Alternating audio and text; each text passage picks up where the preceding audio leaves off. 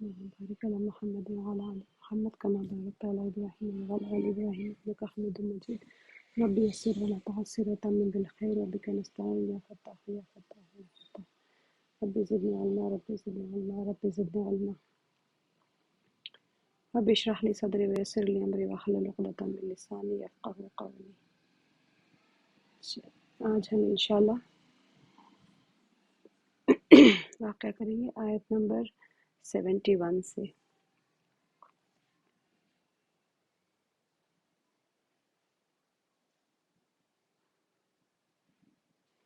کل ہم کر چکے تھے کہ حضرت موسیٰ علیہ السلام سے اپنے علمیت کے معاملے میں ذرا سی لغزش ہو گئی تھی، تو اللہ تعالیٰ نے آپ علیہ الصلاۃ والسلام کو آزمائش میں ڈال دیا. اللہ تعالیٰ نے فرمایا تھا کہ آپ سے زیادہ عالم ہمارے ایک بندے ہیں. موسیٰ علیہ السلام نے ان سے ملاقات کی جب خواہش کی تو اللہ تعالیٰ نے فرمایا کہ آپ ایک سمت کی طرف اشارہ فرمایا کہ آپ ادھر کی طرف سفر اختیار کر لیجئے اور ہمارا وہ بندہ آپ کو وہاں پر مل جائے گا جہاں پر مجمع البحرین ہوگا. کل ہم نے اس کے بارے میں کیا تھا کہ مجمع البحرین سے کون سے مراد ہیں. سمندروں کا 2-3 مفسرین کے جو اقوال تھے ہم نے کل کیے تھے اس کے بارے میں کہ کون سی جگہیں مراد ہیں اس سے، جہاں پر سوئز گلف آف سوئز اور یہ ملتے ہیں آ کے ریڈ سی کی طرف آ کے جو جاتا ہے وہ ایک ہوتا ہے. وہاں سے وہ جو جنکشن ہے وہ، یا پھر راک آف گبرالٹر جو ہے وہاں کا ایک جنکشن ہے جہاں پر میڈیٹرین سی ملتے ہیں وہاں پر. تو یہ مختلف اقوال ہیں جو انڈین اوشن اور میڈیٹرین سی بھی جہاں پر ملتی ہے، ریڈ سی جہاں پر ملتی ہے اس کو بھی کہا گیا ہے. تو یہ مختلف مفسرین کے اقوال ہے، ہمیں نہیں پتہ وہ ایگزیکٹلی کون سا لوکیشن تھی کہ کہاں پر وہ مجمع البحرین تھا. ٹھیک ہے، تو اللہ تعالیٰ نے نشانی کے طور پہ کیا فرمایا تھا کہ جہاں پر آپ کی جو تلی ہوئی مچھلی یا بھونی ہوئی مچھلی وہ ساتھ لے کے گئے تھے وہ جہاں پر گم ہو جائے گی تو ہمارا وہ خاص بندہ آپ کو اسی مقام پر مل جائیں گے. تو موسیٰ علیہ السلام نے اپنے جو خادم تھے ان کے ساتھ میں حضرت یوشع بن نون ان کے علیہ السلام ان کے ساتھ میں وہ سفر کے اوپر روانہ ہو گئے. جہاں پر مچھلی گم ہو گئی تھی وہیں پر اللہ تعالیٰ کے وہ خاص حضرت خضر علیہ السلام سے ان کی ملاقات بھی ہو گئی. تو اب وہ جو مچھلی کا بھی واقعہ تھا کہ وہ گم گئی تھی، پھر یوشع بن نون رحمۃ اللہ علیہ السلام نے فرمایا کہ بھول بھی گئے، وہ آگے چلے گئے تھے سفر، پھر لوٹ کر وہ آنے کے بعد میں پھر انہوں نے کہا کہ مجھ سے تو شیطان نے بھلا دیا تھا وہ مچھلی کے واقعہ. پھر جب وہ پلٹ کے آئے تو انہوں نے دیکھا کہ وہ جو مچھلی ہے بلکہ مچھلی کا امیج میں ایک تلاش کر رہی تھی کہ سمندر میں اس طرح سے وہ ایک سرنگ بنائی تھی. اس کے اندر بھی اختلافات ہیں، جیسے وہ کود گئی تھی اور ایک ٹنل کی طرح بنا کے گئی تھی، جیسے کہ ہم نے پڑھا تھا آیت میں کہ فَاتَّخَذَ سَبِيلَهُ فِي الْبَحْرِ عَجَبًا، تو اس نے اپنا راستہ جو ہے سمندر کے اندر ایک عجیب انداز میں بنا لیا تھا مچھلی نے. اور وہ کس طرح سے بنایا تھا کہ ممکن ہے کہ وہ ٹنل کی طرح بنائے تھے، اور ممکن ہے کہ جیسا بھی اللہ سبحانہ و تعالیٰ ذکر فرمانا چاہ رہے ہیں. تو ایک اس جگہ پر جا کے وہاں پر ملاقات ہوئی. تو مجمع البحرین کے بارے میں جو ایک اور بھی اختلافی تفسیر، ایک اور بھی تفسیر کا نقطہ تھا وہ یہ تھا کہ موسیٰ علیہ السلام کے پاس علم شریعت تھا اور خضر علیہ السلام کے پاس علم تکوینی تھا جو من جانب اللہ عطا کیا ہوا تھا ان کو. تو پھر یہ جو دونوں علوم جہاں پر ملیں گے وہ مجمع البحرین ہے. تو وہاں جب مچھلی کھو جائے گی تو وہیں پر ان سے ملاقات ہو جائے گی. تو یہ دونوں علوم کے جو سمندر ہے ان کا وہاں پر جمع ہونا مراد ہے. تو پھر اب موسیٰ علیہ السلام نے حضرت خضر علیہ السلام کے ساتھ میں رہ کر ان سے کچھ سیکھنا چاہا. ٹھیک ہے، تو آپ نے یہ بھی کہا کہ میں آپ کے حکم کی نافرمانی نہیں کروں گا.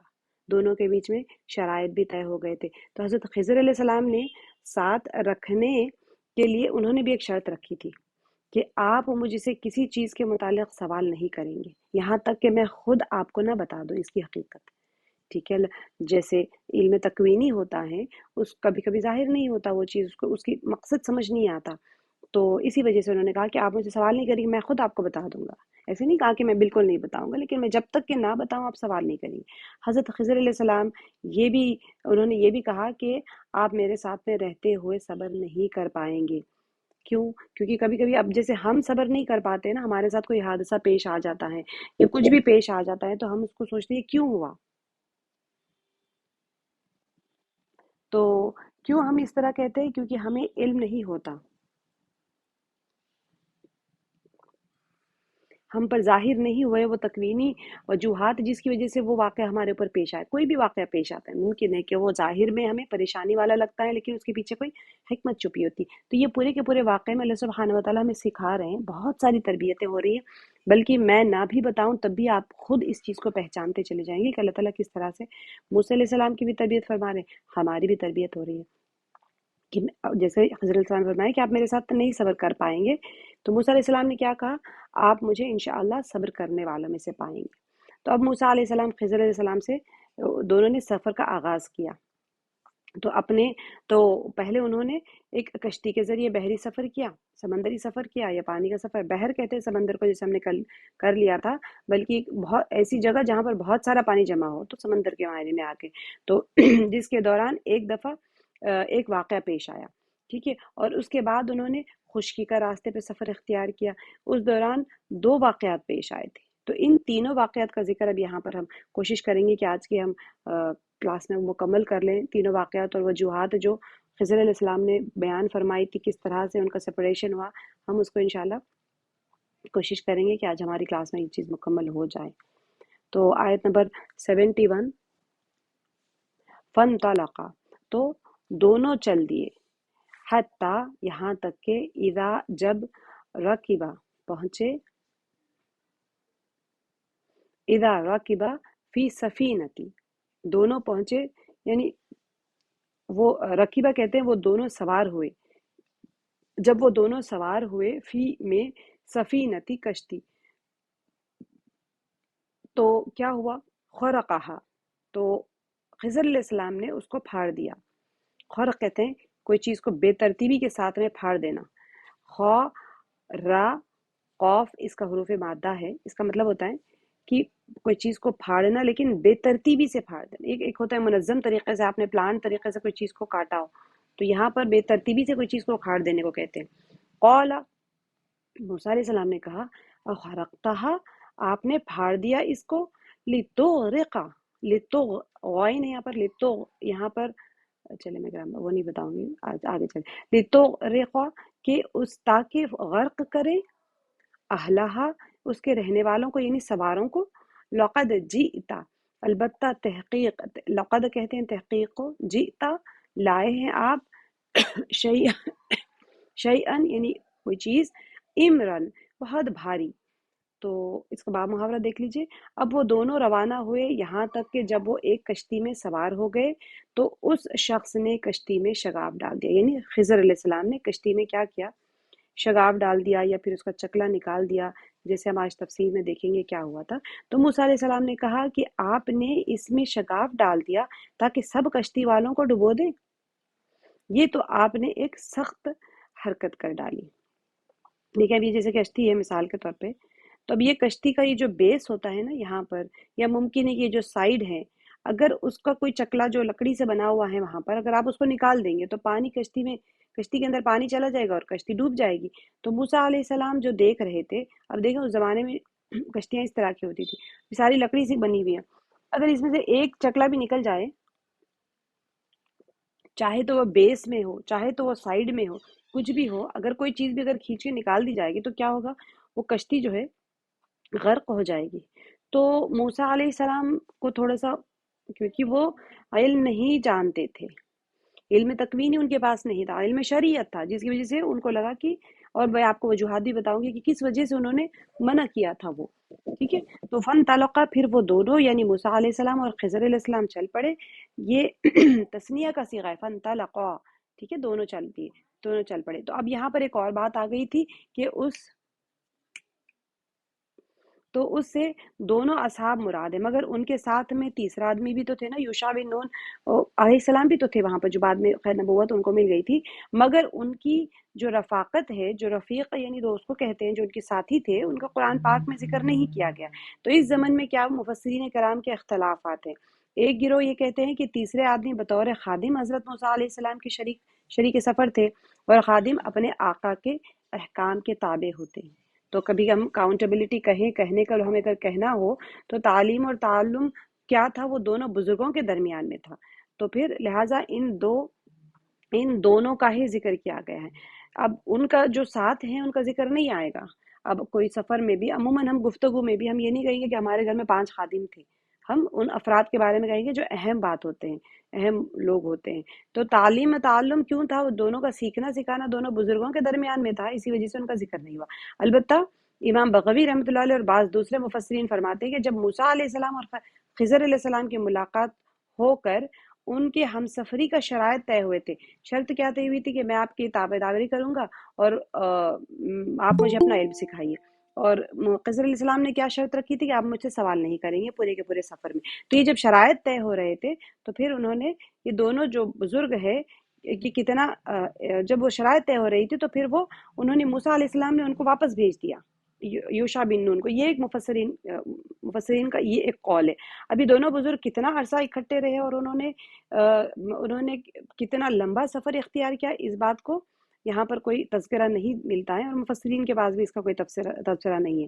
تو بہرحال وہ دونوں چل دیے۔ پہلے کیا ہوا؟ کچھ خشکی کا سفر کیا ہوگا، پھر آگے دریا آ گیا، اذا رکبا، یہاں پر بھی دیکھیں، جب آپ دیکھیں گے جملے میں رکبا آ رہا ہے، یہ دونوں مسافر جو دونوں ہیں وہ سوار ہوئے۔ رکبہ سوار ہونے کے معنی میں آتا ہے، تو وہ دونوں فی سفینتی، سفینہ یعنی کشتی میں سوار ہوئے۔ اب یہ جو سفینہ کہتے ہیں، سین فا نون السفن، اب اس کے اصل معنی کیا ہے؟ چوب اور جو چمڑا ہوتا ہے نا اس کو چھیلنے کے معنی میں ہوتے ہیں۔ کوئی چیز کو اگر آپ چھیلنا چاہیں تو اس کے معنی میں آتا ہے۔ تو سفن تراشی ہوئی چیز کو بھی کہتے ہیں، ٹھیک ہے۔ تو اب یہاں پر سفینہ کیا سے مراد کیا ہے؟ چھیلنے وغیرہ کے لحاظ سے کشتی کو سفینہ کیوں کہا گیا؟ کیونکہ وہ جو سطح آب ہوتی ہے، سمندر کا جو سرفیس ہوتا ہے، واٹر سرفیس، اس کو بھی وہ چیرتی ہوئی چلتی ہے، اسی وجہ سے اس کو سفینہ کہتے ہیں۔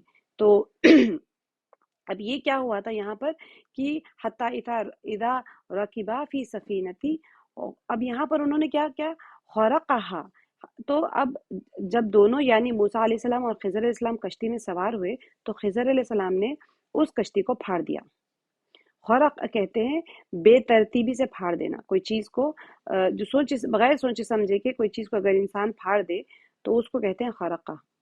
تو اب یہاں پر جب انہوں نے کشتی کو پھاڑ دیا تو خضر علیہ السلام نے جیسے ہی وہ کشتی کو پھاڑ دیا، اب تفصیلات کے مطابق جب یہ دونوں حضرات دریا کے کنارے پر پہنچے تو وہاں پر کشتی تیار تھی، ٹھیک ہے۔ تو اب یہ بھی دریا عبور کرنا چاہتے تھے، دریا کو کراس، جو بھی وہاں پر بہتا ہوا جو دریا تھا اس کو کراس کرنا چاہ رہے تھے، تو انہوں نے کشتی والوں سے کشتی میں سوار کرانے کے لیے کہا۔ اب کیا ہوا؟ اہل کشتی جو تھے انہوں نے تھوڑا سا تردد ظاہر کیا، مطلب انکار کرنے والا ان کا لہجہ تھا۔ تو بعض نے کہا کہ بعض مفسرین نے کہا کہ انہیں اچھا وہ جو تفسیر جو کشتی والے تھے انہوں نے، بعض لوگوں نے کہا کہ دیکھو کشتی میں سوار نہیں کرنا چاہیے کیونکہ معلوم نہیں یہ کس کردار کے لوگ ہیں، سفر میں کبھی کوئی چور ہوں گے، کوئی اس طرح کے ہوں گے، تو بعض ان میں سے گروپنگ ہو گئی تھی۔ تو بعض دوسروں نے کہا کہ چلو یہ تو بہت نورانی شکلوں کے لوگ ہیں، تو دیکھنے میں تو اللہ والے لوگ لگتے ہیں، بڑے نیک بندے لگتے ہیں، تو انہیں ضرور سوار کر لینا چاہیے۔ تو اب یہ صحیحین کی روایت میں آتا ہے کہ یہاں پر وہ جو کشتی والے تھے انہوں نے خضر علیہ السلام کو پہچان لیا اور انہیں بغیر کرائے کشتی کے کرائے لیے بغیر ان کو وہاں پر سوار کر لیا۔ تو آگے اس روایت میں آتا ہے کہ ووقع عصفور، میں نے آپ کو کل جو واقعہ بتایا تھا نا ایک چڑیا کا، تو وہ واقعہ یہاں پر بھی ممکن ہے پیش آیا تھا، یا پھر ممکن ہے کہ جب وہ دریا کے مجمع البحرین کے وقت میں وہ لوگ ملے تھے وہاں پر بھی پیش آیا تھا، کیونکہ وہ جو چڑیا ہے وہ چڑیا نے پانی پیا تھا سمندر میں سے۔ تو مفسرین کا قول ہے کہ یہاں پر وہ وقع عصفور علی حرف السفینتی، اب یہاں پر فغمس من قعرہ فی البحر، اب وہ جو چڑیا تھی وہ کشتی کے کنارے پر آ کر بیٹھ گئی، پھر اس نے اپنی چونچ اپنی چونچ سمندر کے پانی میں ڈالا۔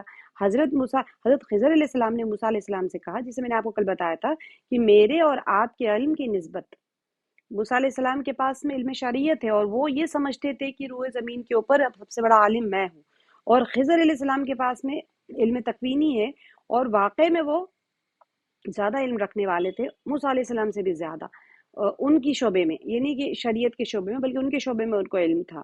تو خضر علیہ السلام نے، کیونکہ موسیٰ علیہ السلام کے بھی یہاں پر تربیت ہو رہی ہے، اسی وجہ سے انہوں نے کہا کہ وہ جو چڑیا نے اپنے چونچ ڈبانے سے اس کو جتنا پانی لگایا نا، تو فرما رہے کہ میرے اور آپ کے علم کی نسبت یعنی کمپیریٹیولی آپ کا اور میرا علم کا تو کوئی کمپیریزن، دونوں کو اگر ہم ملا لیں، اللہ تعالیٰ کے علم سے اس قدر ہی جتنی کی اس چڑیا کی چونچ کی تر کے تری جو لگی ہے اس کو پانی میں ڈالنے کے بعد میں سمندر کے اصل میں اگر کوئی خشک اگر آپ سمندر میں ڈالیں گے تو کوئی کمی آئے گی؟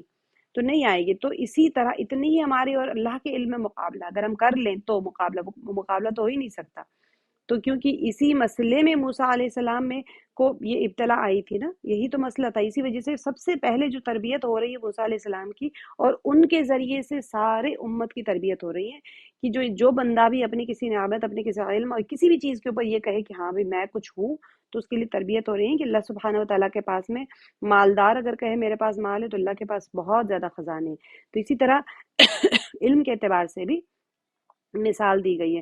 تو خضر علیہ السلام نے واضح کر دیا کہ اے موسیٰ علیہ السلام، میرا اور آپ کا علم مثل ما نقص هذا العصفور من هذا البحر، اتنا معمولی ہے جتنا کہ اس چڑیا نے چونچ جتنا چڑیا نے چونچ اپنا پانی میں ڈبایا ہے تو اس میں سمندر کے پانی میں کتنی کمی کر دی، اتنا ہی ہمارا علم جو ہے بہت ہی معمولی سا علم ہے.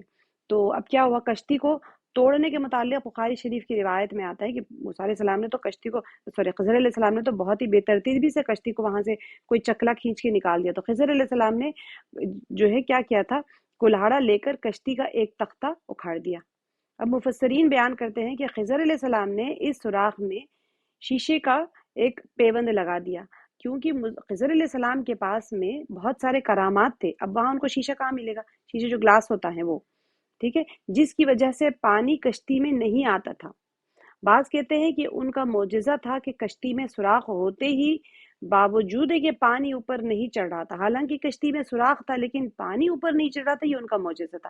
بعض مفسرین نے کہا کہ وہاں پر انہوں نے دیکھ شیشے کا ایک پیوند لگا دیا تھا، جس کی وجہ سے دیکھنے میں تو ایسا لگ رہا تھا کہ وہ پانی سوراخ ہے لیکن پانی اوپر نہیں آ رہا تھا.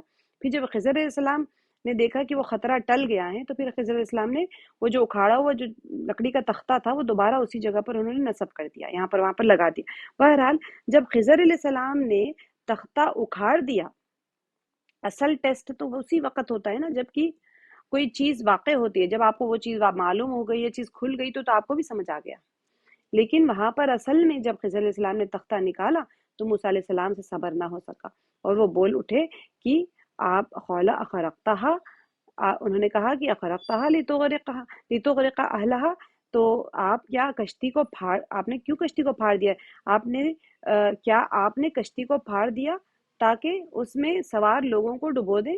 ان لوگوں نے ہم پر بڑی مہربانی کی، ہمیں کشتی میں سوار کرایا اور ہم سے کرایہ بھی نہیں لیا، مگر آپ نے ان کے اس احسان کے بدلے میں آپ نے ان کی کشتی کو ہی توڑ دیا. تو لقد جئت شیئا امرا، آپ نے تو بڑی مصیبت کھڑی کر دی. تب کیا ہوا یہاں پر، قال الم اقل، تو انہوں نے کہا کہ خضر علیہ السلام نے کہا کہ کیا میں نے نہیں کہا تھا، الم اقل، آیت نمبر 72. قال، انہوں نے کہا، خضر علیہ السلام نے کہا، علم، کیا میں نے اقل، کیا میں نے نہیں کہا، علم اقل، کیا میں نے نہیں کہا، انکا، بے شک، لن تستطیع، کہ آپ ہرگز آپ استطاعت نہیں رکھیں گے، یعنی کس چیز کی، معیہ، میرے ساتھ میں صبر کی. تو خضر علیہ السلام نے کیا کہا، میں نے تو آپ سے پہلے ہی کہا تھا کہ آپ میرے ساتھ میں صبر نہیں کر سکیں گے. اب یہ کس وجہ سے کہا انہوں نے، اب آگے کی آیت دیکھ لیتے ہیں کہ قولا، تو موسیٰ علیہ السلام نے کہا، لا تؤاخذنی، کہ آپ مواخذہ نہ کیجئے، لا، نہ، آپ مواخذہ کیجئے میرا یا میری پکڑ نہ کیجئے، مجھ کو نہ پکڑیے، بما، ساتھ اس کے، یعنی ان کی جو انہوں نے سوال کیا نا وہ غلطی کی وجہ سے آپ میری پکڑ نہ کیجیے، بما نسیتو، جو میں بھول جاؤں یعنی وہ بھول گئے تھے نا موسیٰ علیہ السلام، بھولے سے انہوں نے سوال کر لیا تھا. ولا ترہقنی، ولا ترہقنی کے، اور نہ آپ مجھ پر چھا جائیے، من امری، میرے معاملے میں سے، عسرن، تنگی کے ساتھ یا سختی کے ساتھ میں. اب اس کا باب محاورہ دیکھیے کہ موسیٰ علیہ السلام نے کہا کہ بھول چوک پر مجھے نہ پکڑیے، میرے معاملے میں آپ ذرا سختی سے کام نہ لیں. تو موسیٰ علیہ السلام سے تو غلطی ہوئی ہے، تو انہوں نے کہا کہ آپ میرے ساتھ میں سختی سے کام نہ لیجیے، یعنی میری ایک غلطی کو آپ درگزر فرما دیجیے۔ تو انہوں نے کیا کہا کہ جیسے انہوں نے کہا تھا کہ ہمارے اور آپ کے درمیان میں تو دونوں کے درمیان میں ایک معاہدہ طے ہوا تھا نا کہ آپ سوال نہیں کریں گے، اگرچہ دونوں حضرات کے درمیان جو معاہدہ طے ہوا تھا تو موسیٰ علیہ السلام نے اس کی پاسبانی نہیں رکھی تھی، سوال نہیں کرنا چاہیے تھا، انہوں نے سوال کر لیا تو وہ بھول کر، مگر انہوں نے کیا کہا، بھول کے یہ سوال کر دیا۔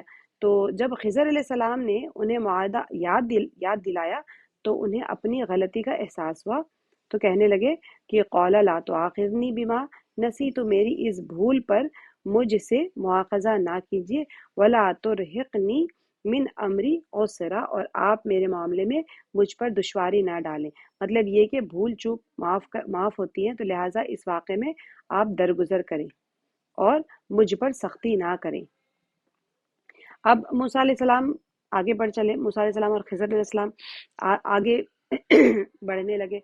فانطلقا، تو دونوں چل دیے، حتیٰ یہاں تک کہ اذا لقیا، جب وہ دونوں ملے، غلامن ایک بچے کو، فقتلہ، تو خضر علیہ السلام نے قتل کر دیا اس بچے کو۔ قال، کہا، اقتلتا، تو کس نے کہا یہ؟ موسیٰ علیہ السلام نے کہا، اقتلتا، کیا آپ نے قتل کر دیا، نفسن، ایک جان کو، ایک شخص کو، زکیتن، زکیتن یعنی معصوم یا پاک یا بے گناہ، بغیر نفسین، بغیر کسی جان کے، یعنی کہ بغیر کسی وجہ کے آپ نے قتل کر دیا، یعنی جان کے بدلے جان لیتے ہیں نا، تو کیوں آپ نے بے وجہ ان کو قتل کر دیا؟ لقد، البتہ تحقیق، جئتا، تو مرتکب ہوا ہے یا پھر آپ لے آئے ہیں، شیئن، ایک چیز کا، نکرن، جو قابل نفرت ہے یا ناپسندیدہ ہے۔ یہ پھر سے موسیٰ علیہ السلام نے ان کو سوال کر دیا۔ پھر وہ دونوں چلے یہاں تک کہ ان کو ایک لڑکا ملا اور اس شخص نے یعنی خضر علیہ السلام نے اسے قتل کر دیا۔ موسیٰ علیہ السلام نے کہا، آپ نے ایک بے گناہ کی جان لے لی، حالانکہ اس نے کسی کا خون نہ کیا تھا، یہ کام تو آپ نے بہت ہی برا کیا۔ اب دیکھیں بچے کھیل رہے تھے، وہاں پر کچھ اس طرح کا تھا، واقعہ ہو رہا تھا کہ وہاں پر مفسرین کے جیسے اقوال ہے، تو خضر علیہ السلام نے کیا کیا کہ ایک بچے کو پکڑا وہاں سے اور قتل کر دیا۔ تو دونوں ساتھیوں نے کشتی کے ذریعے دریا پار کیا، فن طلقا، پھر آگے چل دیے دریا سے، یا صحرا تھا یا کچھ اور تھا ہوگا، اس میں سفر شروع کر دیا۔ تو قوت القلوب ایک کتاب ہے جس کے لکھنے والوں نے یہاں پر جسے مفسرین نے فرمایا قوت القلوب والے، یعنی انہوں نے مفسر حضرت نے فرمایا کہ اس دوران میں موسیٰ علیہ السلام کے دل میں خیال آیا۔ اچھا، ایک بہت اچھا واقعہ ہے یہاں پر جو مفسرین نے ایڈ کیا ہے کہ ایک بہت ہی صحرا میں وہ چلے جا رہے تھے، ٹھیک ہے، وہاں پر کھانے پینے کا کوئی انتظام بھی نہیں تھا، تو اتنے میں انہوں نے دیکھا کہ ایک ہرن دوڑتا ہوا ان کی طرف آ رہا ہے، تو آپ نے دل میں خیال کیا کہ اگر یہ ہرن کا شکار ہو جائے تو ہماری کچھ خوراک بن سکتی ہے۔ موسیٰ علیہ السلام کے دل میں یہ چیز تھی کیونکہ ان کو بھوک لگ رہی تھی۔ جب وہ ہرن قریب آیا تو موسیٰ علیہ السلام یہ دیکھ کر حیران رہ گئے کہ ہرن جو ہے نا وہ ذبح ہو چکا تھا، ذبح شدہ تھا، اور اس کا جو گوشت تھا دو حصوں میں تقسیم کیا ہوا تھا، ایک حصہ کچا ہے اور دوسرا حصہ جو تھا وہ بہت اچھی طرح سے بھنا ہوا تھا۔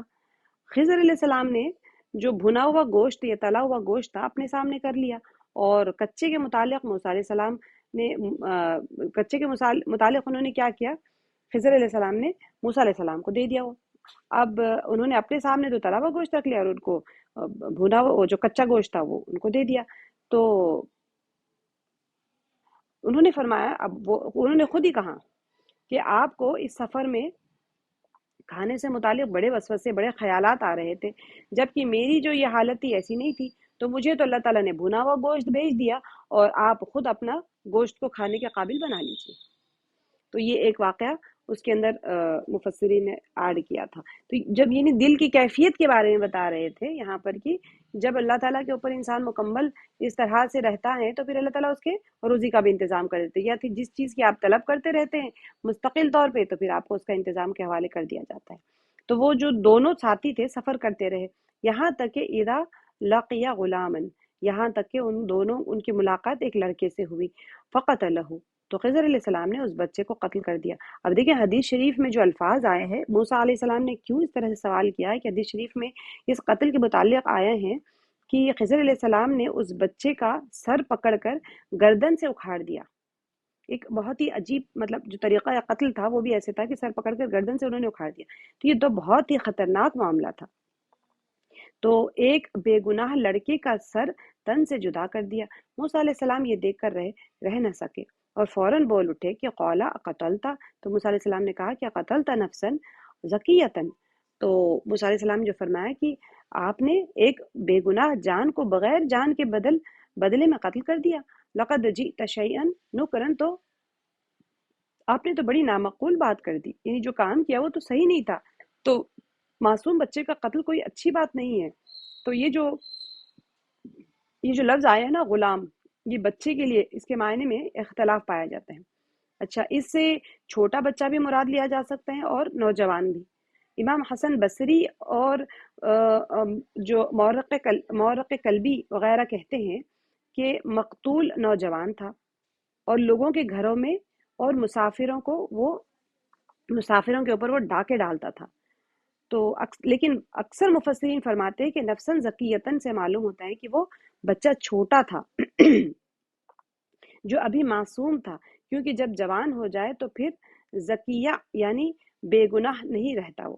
تو حدیث شریف میں یہ الفاظ بھی آتے ہیں کہ خضر علیہ السلام نے دیکھا کہ ایک بچہ دوسرے بچوں کے ساتھ کھیل رہا ہے تو اپنے دونوں ہاتھوں سے پکڑ کر اس کا سر مروڑ دیا۔ کھیل کود کا لفظ بھی بتلاتا ہے کہ بچہ چھوٹا بچہ تھا۔ تو اب تھوڑا سا تردد ہوتا ہے نا، موسیٰ علیہ السلام نے ایسے ہی سوال نہیں کیا، چھوٹے بچے کو پکڑ کے آپ نے کیوں مار دیا اس طرح سے؟ کیونکہ جو خضر علیہ السلام ہے ان کے پاس میں علم تکوینی تھا، وہ ایسا علم جانتے تھے جو کہ موسیٰ علیہ السلام کو اس کا علم نہیں تھا، تو دیکھنے میں ان کو لگا کہ ایسے کیسے آپ نے کر دیا۔ تو قولا، تو پھر قولا کہا، کیا نہیں میں نے کہا تھا؟ یہ قولا کس نے کہا ہے؟ یہ خضر علیہ السلام نے کہا ہے۔ علم اقل، کیا میں نے نہیں کہا تھا؟ لکا، آپ کو، انکا، بے شک آپ، لن تستطیع، کہ ہرگز نہیں آپ استطاعت رکھتے ہیں، معیہ صبرن، میرے ساتھ صبر کی۔ کیا آپ پچھلی بار بھی یہی ہوا تھا؟ پھر سے آپ نے سوال کر لیا ہے کہ جب میں نے آپ سے کہا تھا کہ سوال نہ کریں، تو بہرحال ہم موسیٰ علیہ السلام، پھر کیا ہوا تھا؟ موسیٰ علیہ السلام نے بے گناہ بچے کے قتل پر اعتراض کیا، تو خضر علیہ السلام نے کہا کہ میں نے تو آپ کو پہلے ہی کہا تھا کہ آپ میرے ساتھ میں صبر نہیں کر پائیں گے، کیونکہ پہلے ہی بات معاہدہ طے ہو چکی تھی کہ جب تک میں نہ بتاؤں آپ سوال نہیں کریں گے۔ ایسے نہیں تھا کہ وہ نہیں بتائیں گے، لیکن موسیٰ علیہ السلام کیونکہ شریعت کا علم رکھتے تھے، جہاں شریعت ٹوٹتی ہیں وہ فطرت انبیاء ہوتی ہیں کہ وہاں پر وہ فوراً روکتے ہیں، کیونکہ وہ آتے ہی نصیحت کے لیے۔ تو ایسا نہیں ہے کہ یہاں پر موسیٰ علیہ السلام غلط ہے یا خضر علیہ السلام غلط ہے، بلکہ دونوں اپنے اپنے فطرت کے اوپر عمل کر رہے ہیں۔ قالا، تو پھر موسیٰ علیہ السلام نے کیا کہا؟ ان سألتک، اگر میں سوال کروں آپ سے، عن شیئن، کسی چیز کا، بعدہا، اس کے بعد، یعنی اب یہ واقعے کے بعد میں اگر میں آپ سے کوئی سوال کروں، فلا تصاحبنی، تو ساتھ نہ رکھنا مجھ کو، یعنی لا تو نہ آپ ساتھ رکھنا مجھ کو، تصاحبنی، قد بلغتا، تحقیق پہنچا آپ کو، من لدنی، میری طرف سے، عذرن، عذر۔ اب محاورہ دیکھ لیجئے، موسیٰ علیہ السلام نے کہا کہ اس کے بعد اگر میں آپ سے کچھ پوچھوں تو آپ مجھے ساتھ نہ رکھ لیجئے، اور اب تو میری طرف سے آپ کو عذر مل گیا۔ اب یہاں پر موسیٰ علیہ السلام نے اپنی صفائی کے طور پہ کہا کہ بھئی اب میرے سے غلطی ہو گئی ہے، تو ان کو احساس ہو گیا، انہوں نے دوسری مرتبہ معاہدے کے خلاف ورزی کی تھی، تو انہوں نے اسی وجہ سے کہا کہ اگر اس مرتبہ کے بعد میں نے آپ سے کوئی سوال کیا تو بے شک مجھے اپنی معیت یعنی ساتھ میں نہ رکھنا، ٹھیک ہے۔ قد بلغت من لدنی عذرا، تحقیق میری طرف سے آپ عذر کو پہنچ چکے ہیں، یعنی مطلب یہ ہے کہ اب حجت تمام ہو چکی ہے، اگر اب آپ مجھے اپنے حد سے اپنے احاطے سے یا پھر اپنے آپ سے اگر آپ مجھے جدا کر دیں گے تو مجھے کوئی اعتراض نہیں ہوگا، کیونکہ شرط کے خلاف ورزی میری طرف سے ہوئی ہے۔ مفسرین فرماتے ہیں کہ موسیٰ علیہ السلام نے پہلی دفعہ بھول کر سوال کیا تھا، آپ کا دوسرا جو اقرار تھا کہ اگر آئندہ ایسی غلطی ہو گئی تو بے شک آپ مجھے علیحدہ کر دیجیے۔ تو اب پھر تیسری مرتبہ سوال جو آگے آ رہا ہے نا، تو وہ بالکل جدائی کی نیت سے تھا کہ اب ان سے برداشت نہیں صبر ہو رہا تھا، سوال بھی کر لیا انہوں نے، تو مطلب اب ٹھیک ہے، ان کو پتا تھا کہ اب میرا سوال کرنا جدائی کا سبب بن جائے گا، پھر بھی انہوں نے سوال کیا ہے۔ آگے کیا ہوا دیکھتے ہیں۔ فانطلقا، تو دونوں چل دیے، حتیٰ، یہاں تک کہ اذا اتیا، جب وہ دونوں آئے، اہلا، یعنی اہل قریتی، بستی والوں کے پاس میں، اب انہوں نے کیا کیا، قریتین استطعما، انہوں نے دونوں کو ملا کے پڑھنا ہے اصل میں، تو ان دونوں نے کھانا مانگا۔ استطعما، طعام کہتے ہیں کھانے کو، طاعین میم، کھانے کی کوئی چیز کو، تو اب یہاں پر استطعما یعنی کھانا طلب کیا۔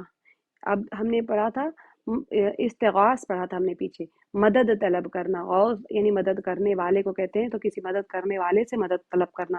تو یہاں پر استطعما ہے تو کھانے کو طلب کیا، اہلہا، اس کے رہنے والوں سے، فابو، تو انہوں نے انکار کر دیا۔ یہ انکار کا ورڈ ہمیں پہلے بھی آیا تھا، ٹھیک ہے، تو ابا جب آتا ہے تو یعنی انکار کرنے کے، شیطان نے بھی سجدہ کرنے سے انکار کر دیا تھا، واستکبرا، اور اس نے تکبر کیا تھا، ایسے ہی فرعون کے لیے بھی آتا ہے فابا واستکبرا، تو جو فرعون کو بھی دعوت دی گئی تھی تو اس نے بھی انکار کر دیا تھا۔ تو ابو یعنی انکار کر دیا، ان کے، کیا انکار کیا، یضیفوہما، ضعیف کہتے ہیں مہمان کو، تو اب یضیفوہما، آپ نے سورہ واقعہ میں بھی اور بہت ساری صورتوں میں جہاں پر کیسی مہمانی کے لیے، یعنی جب اللہ تعالیٰ مہمانی کرتے ہیں تو اکرام کے ساتھ میں جنتیوں کی مہمانی ہوگی، اور نزول جیسے ہم نے سورہ واقعہ میں کہتے ہیں کہ جو سب سے پہلے مہمانی کے لیے پیش کیا جاتا ہے کھانا، اس کو نزول کہا جاتا ہے، تو پھر ان کو گرم پانی اور پیپ اور اس طرح کی چیزیں دی جائیں گی، تو مہمانی کے لیے آتا ہے یضیفوہما۔ تو انہوں نے کیا کیا، تو انکار کر دیا انہوں نے مہمان بنانے کے لیے، پھر مہمان بنائے ان کو، فوجدا، تو ان دونوں نے پائی، فیہا، اس میں، جدارن، ایک دیوار، اس بستی میں، یوریدو، تو وہ چاہتی تھی، یعنی یوریدو یعنی وہ دیوار ٹوٹی ہوئی تھی، تو وہ دیوار چاہتی تھی کہ ٹوٹ جائے، یا نقض، تو وہ ٹوٹ جائے یعنی گرنے کے اوپر تھی وہ دیوار۔ فاقام ہو، تو کوئی دیوار تو نہیں چاہے گی نا کہ ٹوٹ جائے، لیکن کیونکہ سبحان اللہ قرآن پاک بہت ہی بلیغ کلام ہے، تو وہ دیوار یعنی بالکل ٹوٹنے کے اوپر تھی، تو وہ چاہتی تھی کہ وہ ٹوٹ جائے۔ فاقامہ، تو اس نے قائم کر دیا، یعنی خضر علیہ السلام نے اس دیوار کو ٹھیک کر دیا، اس دیوار کو اقامہ یعنی کھڑا کر دیا دوبارہ سے۔ قالا، تو موسیٰ علیہ السلام نے کہا، لو شئت، اگر آپ چاہتے، لاتخذت، تو البتہ لے لیتے، علیہ، اس پر، اجرن، اجرت، کیونکہ یہ بھوکے تھے نا، ہم تفسیر میں کریں گے۔ پھر وہ آگے، با محاورہ دیکھ لیجئے، پھر وہ آگے چلے یہاں تک کہ ایک بستی میں پہنچے، اور وہاں کے لوگوں سے کھانا مانگا، مگر انہوں نے ان دونوں کی ضیافت سے انکار کر دیا، یعنی مہمان نوازی سے انکار کر دیا۔ وہاں انہوں نے ایک دیوار دیکھی جو جو گرا چاہتی تھی، اس شخص نے اس دیوار کو پھر قائم کر دیا، یعنی خضر علیہ السلام نے۔ موسیٰ علیہ السلام نے کہا کہ اگر آپ چاہتے تو اس کام کی اجرت لے سکتے تھے، ٹھیک ہے۔ تو اب دیکھیں، ایک دیوار تھی ایسے، مطلب مجھے تو ایک امیج ملا ہے، میں کبھی بھی یہ نہیں کہوں گی کہ ایسی دیوار تھی، اس طرح کہ آپ لوگ کو اسے سمجھنے کے لیے بالکل ٹوٹنے پہ آ گئی تھی دیوار، تو خضر علیہ السلام نے اس کو ٹھیک ٹھیک صحیح سے کر دیا تھا۔ تو اب یہاں پر کسی کا مائک کھلا ہے، بند کر لیجیے، نکھت آپ کا مائک کھلا ہے۔ ارشاد ہوتا ہے، فن طلقہ، یہ دونوں ساتھی اور آگے بڑھ گئے، حتیٰ، یہاں تک کہ اذا اتایا اہل القریتی، یہاں تک کہ جب وہ ایک بستی والوں کے پاس پہنچے، تو اب یہاں پر کیا ہو گیا کہ تو وہ اس بستی والوں سے انہوں نے کھانا طلب کیا، سفر کر کے آ رہے تھے، بھوک سے نڈھال تھے، لہٰذا گاؤں والوں سے کہا کہ وہ مسافر ہیں اور انہیں کھانے کے لیے کچھ دے دیں۔ تو یہ سن کر بستی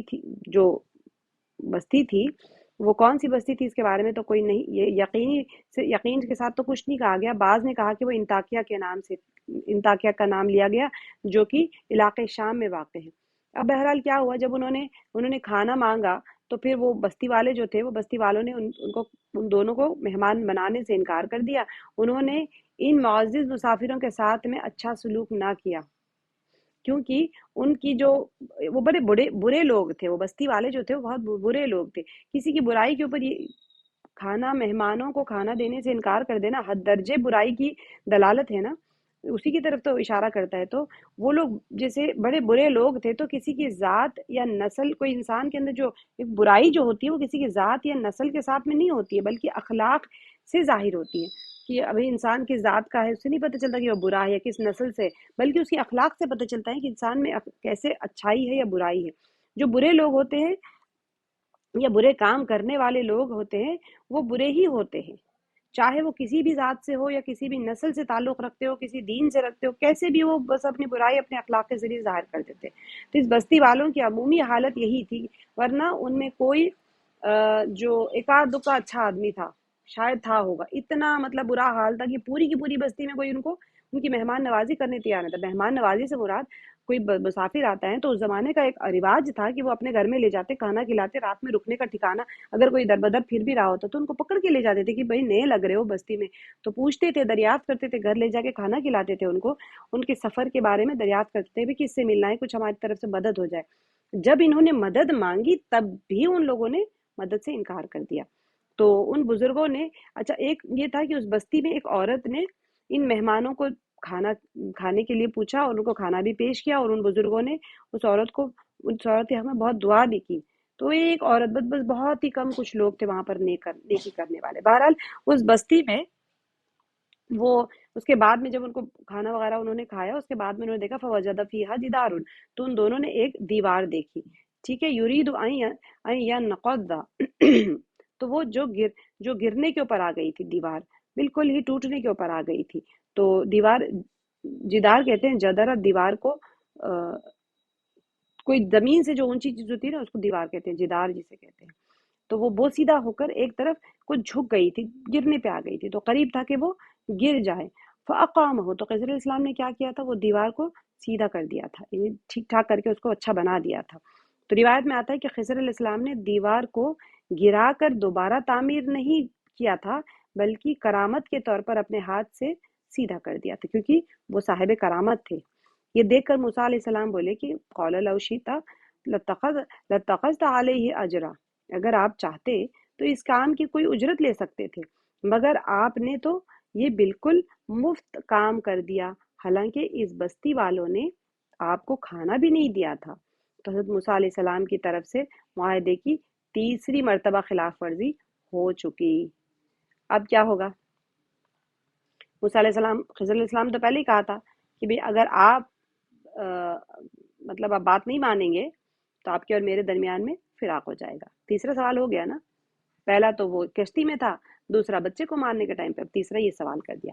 تو قولا، تو خضر علیہ السلام نے کہا کہ ہادہ فراق بینی و بینک، اب جدائی میرے درمیان اور آپ کے درمیان ہے، یہ ہے اب یہاں سے جدائی.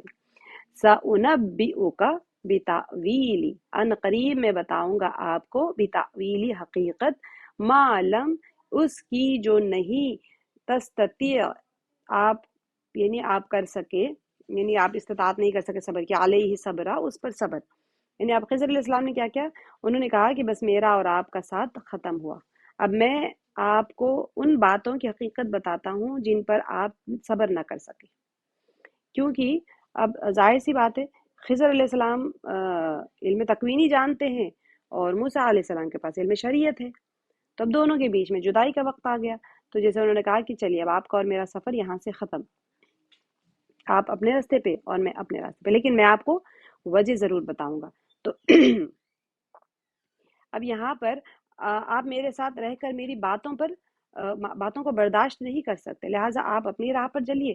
میں، موسیٰ علیہ السلام تو پہلے ہی کہہ چکے تھے کہ اگر اب کی دفعہ سوال کروں گا تو بے شک آپ کے اور میرے بیچ میں فراقت ہو جائے گی، میں آپ سے مطلب علیحدہ ہو جاؤں گا. تو خضر علیہ السلام نے جیسے فرمایا سأنبئک بتأویلی، اب انہوں نے جیسے فرمایا نا کہ میں قریب آپ کو ان چیزوں کی حقیقت سے مطلع کر دوں گا جن پر آپ صبر نہیں کر سکے. یہ تین، یعنی یہ جو تینوں چیزیں جو گزر چکی تھی ان سے تعلق رکھتے تھے، جن کا علم اللہ تعالیٰ نے خضر علیہ السلام کو تو عطا کر کے رکھا تھا، مگر موسیٰ علیہ السلام کو ان کی حقیقت سے واقف نہیں رکھا تھا، تو اس لیے وہ بار بار سوال کرتے رہے۔ ان تینوں کی حقیقت اللہ نے اگلی آیات میں خضر علیہ السلام کی زبان سے موسیٰ علیہ السلام کو بتلا دی۔ حدیث شریف میں حضور علیہ السلام کا یہ فرمان بھی آتا ہے کہ اللہ تعالیٰ موسیٰ علیہ السلام پر رحم فرمائے، کاش وہ کچھ دیر مزید صبر کرتے تو عجیب و غریب واقعات کا مشاہدہ کرتے، اور وہ ان تین عجائبات کو دیکھنے کے بعد اپنے مقام کی طرف واپس روانہ ہو گئے موسیٰ علیہ السلام۔ اب جو آگے کی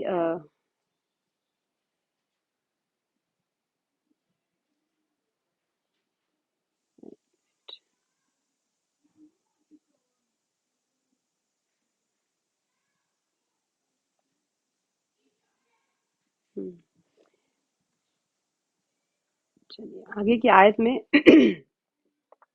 اما رہی، اب یہاں سے خضر علیہ السلام ان کو سمجھا رہے ہیں، جواب دے رہے ہیں سارے واقعات کے بارے میں، جو تینوں واقعات کے بارے میں بتا رہے ہیں۔ اما السفینۃ، رہی کشتی، فکانت لمساکین یعملون فی البحر، تو انہوں نے کیا کہا، تو وہ تھی مسکینوں کی، لمساکین، مسکینوں کی، یہ میں نے آپ کو بتایا تھا لام اگر ایسے آ جائے کسرہ کے ساتھ میں تو لیے کے معنی میں آتا ہے، یعنی وہ مسکینوں کے لیے یا مسکینوں کی کشتی تھی۔ یعملون، جو کام کرتے تھے، یہاں پر ایک فرق دیکھیں، یعلمون علم سے آتا ہے، جو علم رکھنے والے، یعملون عمل سے آتا ہے، جو کام کرتے تھے، فی البحر، سمندر میں، یعنی ہو سکتا ہے کچھ بھی وہ لوگ کام کرتے تھے۔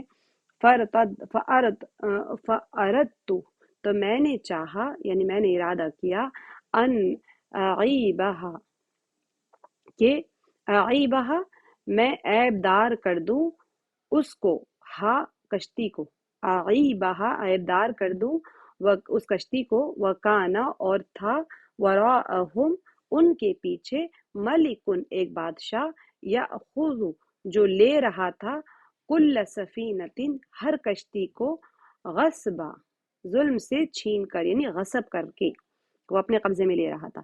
تو محاورہ دیکھ لیجئے، اس کشتی کا معاملہ یہ ہے کہ وہ چند غریب آدمیوں کی تھی جو دریا میں محنت مزدوری کرتے تھے، میں نے چاہا کہ اسے عیب دار کر دوں، کیونکہ آگے ایک ایسے بادشاہ کا علاقہ تھا جو ہر کشتی کو زبردستی چھین لیتا تھا۔ اب دیکھیں خضر علیہ السلام نے کشتی کو توڑنے کی حکمت اس طرح بیان کی کہ اما السفینہ، اب یہاں پر جو آیت میں جو بتایا گیا کہ جو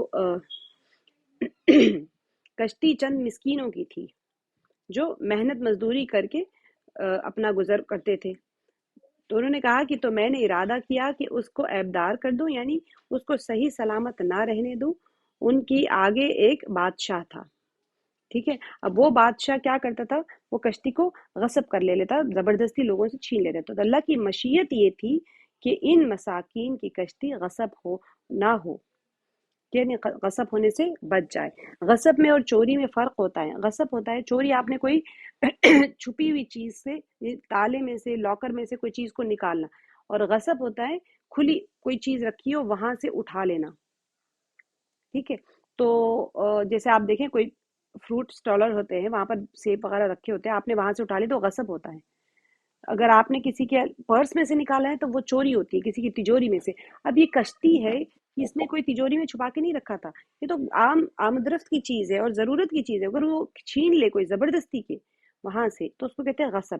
تو یہاں پر لہٰذا خضر علیہ السلام نے اللہ تعالیٰ کے حکم سے اس کشتی میں نقص پیدا کر دیا تھا، تاکہ بادشاہ اسے نکمی سمجھ کر چھوڑ دے، یعنی عائدار چیز کو نہیں لے گا نا، کوئی اچھی چیز کو لینا چاہتا ہے، کوئی سڑی ہوئی چیز اگر آپ کے سامنے رکھے گی تو آپ اس کو نہیں لیں گے، ٹھیک ہے۔ تو دوسرے کا مال ناجائز طریقے سے غصب کر لینا چوری، ڈاکے اور خیانت کی طرح حرام ہے۔